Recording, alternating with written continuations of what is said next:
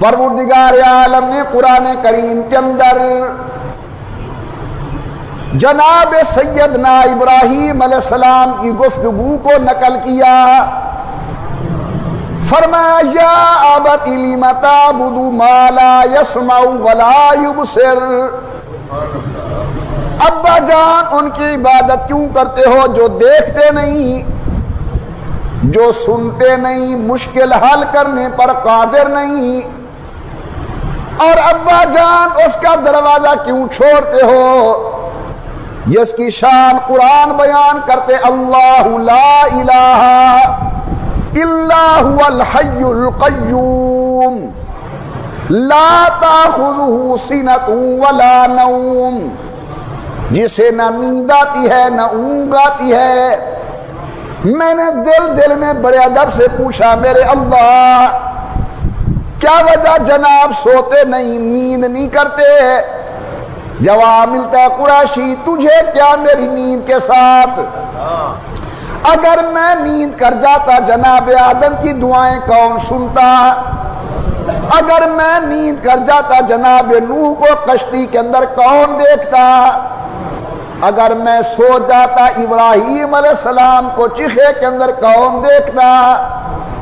اگر میں آرام کر جاتا چھری کے نیچے یحییٰ اسماعیل کی حالت کو کون دیکھتا؟ میں نیند کر جاتا چاہے کنعان کے اندر سیدنا یوسف علیہ السلام کی ناز بھری نگاہ کو کون دیکھتا؟ اگر میں نیند کر جاتا طائف کے میدان کے اندر سید الکونین کے زخموں کو کون دیکھتا؟ جواب ملتا لا تاخذہ سنۃ ولا نوم، نہ مجھے نیند آتی ہے نہ مجھے اونگ آتی ہے. فرمایا ابا جان ان کو چھوڑو، آؤ اللہ کے دروازے پر. کہنے لگے لارجمنک، رک جاؤ مجھے پھر تبلیغ نہ کرنا ورنہ ہاتھ میرا ہوگا، نعوذ باللہ سر آپ کا ہوگا، جسم آپ کا ہوگا، تشدد کروں گا، ماروں گا، ظلم کروں گا. مگر جناب ابراہیم علیہ السلام موقع بموقع وقتاً فوقتاً اللہ کے دین کی تبلیغ کے اندر لگے رہے. ایک ایسا موقع آیا کہ قوم گئی اپنے سالانہ تہوار پر. سیدنا ابراہیم علیہ السلام بت خانے کے اندر تشریف لے گئے. دیکھتے کیا ہے اندر بت بنے ہوئے ہیں، بڑا بت، چھوٹا بت، چھوٹا بت اور چھوٹا بت. جناب ابراہیم علیہ السلام اندر جا کر ان کی عقل کا ماتم کرتے ہیں. دل میں خیال آتا ہے کہ آئے ہیں وہ میری کرنے آشفت حالی کا علاج.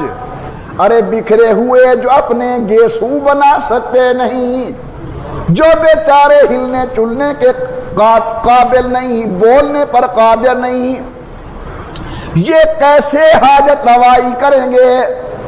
ابراہیم علیہ السلام نے سمجھانے کے لیے کسی کی ناک کاٹی، کسی کا بازو اڑایا، گردن جدا کی، واپس آ گئے. قوم آئی سالانہ تہوار سے واپس، چلو اپنے معبودوں کا شکریہ ادا کریں. اندر قدم رکھتے ہیں تو کوئی سلامت نہیں ہے، کسے سلامت نہ باشد. سوچنے لگے یہ کہا کیا کس نے ہوگا. یاد آیا ابراہیم علیہ السلام نے ایک موقع پر کہا تھا لاقیدن اصنامکم. پکڑو ابراہیم علیہ السلام کو، میں مختصر کر رہا ہوں آگے. ابراہیم علیہ السلام سنیے ذرا غور سے. قوم دیکھ کے کہتی ہے انت فعلت ھذا بآلہتنا یا ابراہیم. اے ابراہیم ہمارے معبودوں کے ساتھ یہ کام تم نے کیا ہے. دنیا کی عقل قربان کر دوں نبی کی عقل کے اوپر. دنیا کی دانائیاں نبی کی دانائی کا مقابلہ نہیں کر سکتی. بڑا عجیب جواب دیا.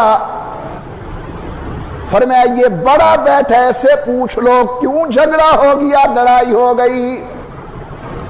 اب سر نیچے، دل میں کہتے ہیں یہ تو بولتے نہیں، یہ تو کلام نہیں کرتے.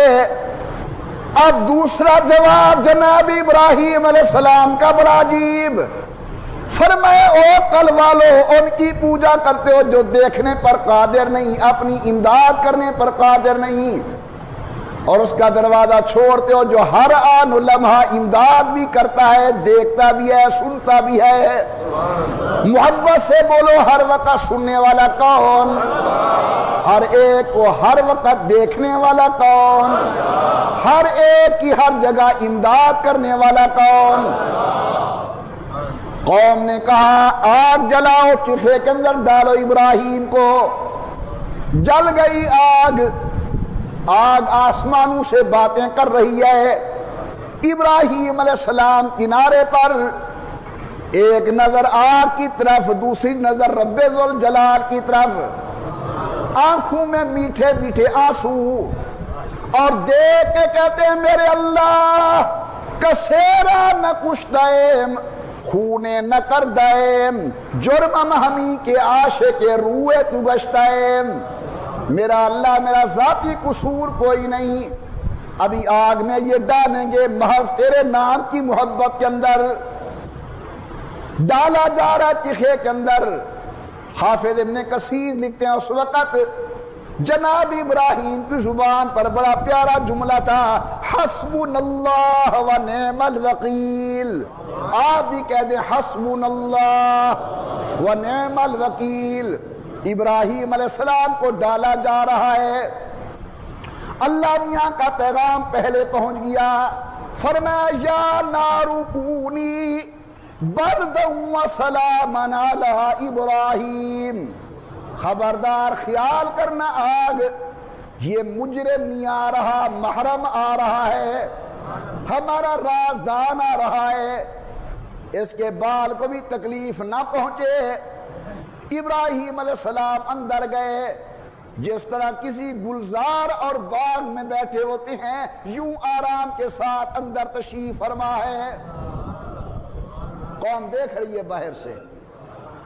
ابن کثیر لکھتے ہیں زندگی میں ایک جملہ ان کے والد نے بہت اچھا کہا، جب حضرت کو دیکھا کہ میرا بیٹا چیخے کے اندر خوش بیٹھا ہے اور آگ سے کچھ نہیں کہہ رہی، تو کہنے لگا نعم الرب، رب تو ایسا ہی ہونا چاہیے جیسا رب ابراہیم کا ہے۔ ابراہیم کا رب بہت اچھا ہے جو آگ کے اندر بچاتا ہے۔ اللہ تبارک و تعالی نے سیدنا ابراہیم علیہ السلام کو اس پہلے امتحان کے اندر اپنی رحمت سے کامیاب فرمایا۔